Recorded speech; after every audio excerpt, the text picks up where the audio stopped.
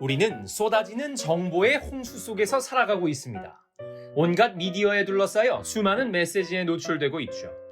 커뮤니케이션 학자들은 1940년대부터 1950년까지 이러한 메시지를 통해 미디어가 사회에서 어떤 중요한 기능 그리고 역할을 담당하고 있는지 연구했습니다.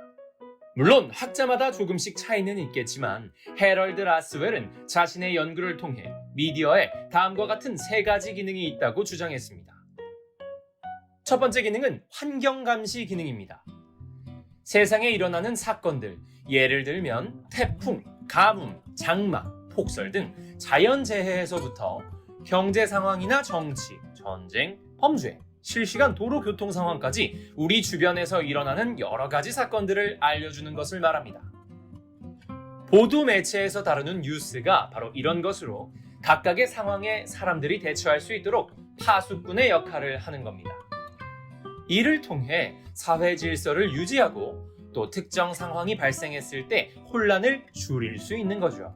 두 번째는 사회 구성 요소의 상관 조정 기능입니다.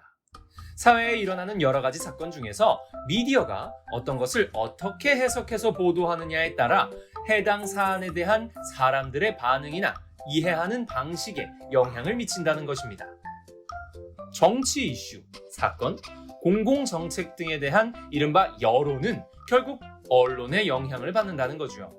만약 미디어에서 중요한 문제를 일부러 다루지 않거나 혹은 왜곡해서 편파적으로 보도한다면 사회 구성원들의 비판적 사고력을 저해하는 역기능을 초래하기도 합니다. 결과적으로 미디어의 뉴스 선택과 해석은 사회의 통합과 연계에 중요한 역할을 한다는 겁니다. 세 번째는 사회유산 전수 기능입니다. 미디어가 사회적 규범이나 가치관, 경험, 기술 등을 한 세대에서 다음 세대로 전수하거나 다른 사회의 문화를 전파해주는 기능을 수행한다는 것입니다.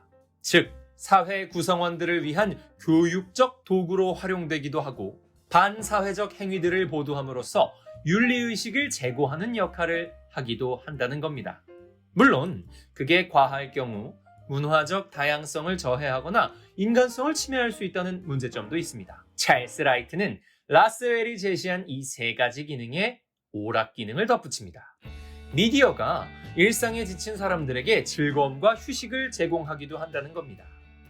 자, 이렇게 미디어가 가진 역할이 알아서 잘 수행된다면 정말 좋겠지만 우리 스스로도 노력해서 미디어의 기능들이 잘 수행되고 있는지를 살피고 또 미디어 메시지를 비판적으로 수용할 수 있다면 더 좋겠죠. 샘나는 지식이었습니다.